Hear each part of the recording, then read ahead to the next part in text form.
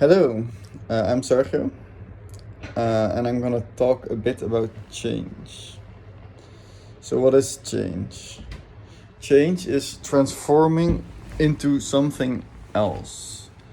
Um, I have had my struggles with change as well.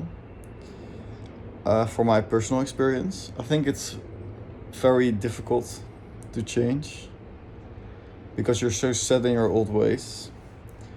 I have often tried to, for example, change my habits or my addiction, maybe even in gaming, and it always goes well for like a couple weeks, month, but setbacks in other areas of life can get you back into the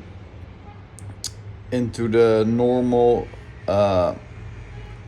state, basically into the first status quo. So it's hard for me personally to keep the motivation up in wanting to change.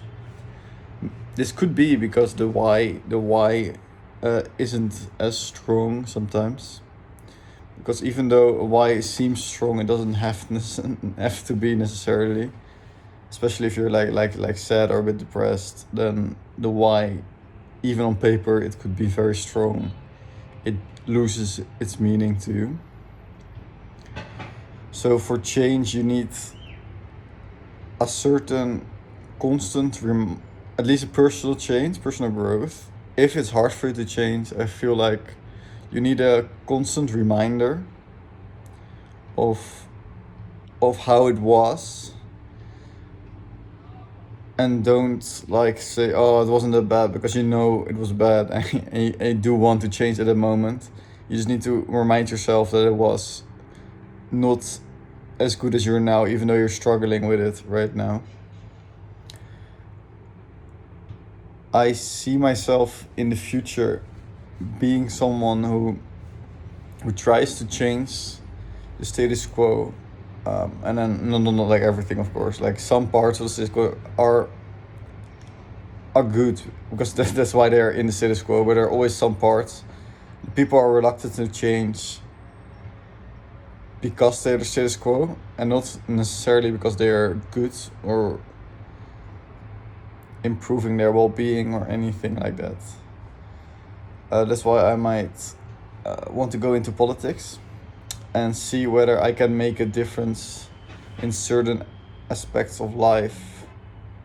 Since if you want to see the change, you need to you can do it yourself. Let's just put it like that.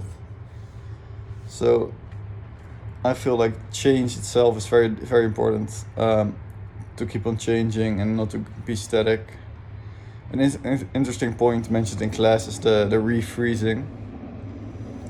I find it interesting because refreezing something means it was already frozen, but if you look at the status quo, something that is frozen, then you might miss the fact that it also can be like fluid, like a fast moving company, for example, with all kinds of different parts that are moving fast. Sometimes you don't have the time to refreeze. So sometimes you're just like a moving status quo, which is very interesting to see. But thank you for listening. That was my little video. Bye bye.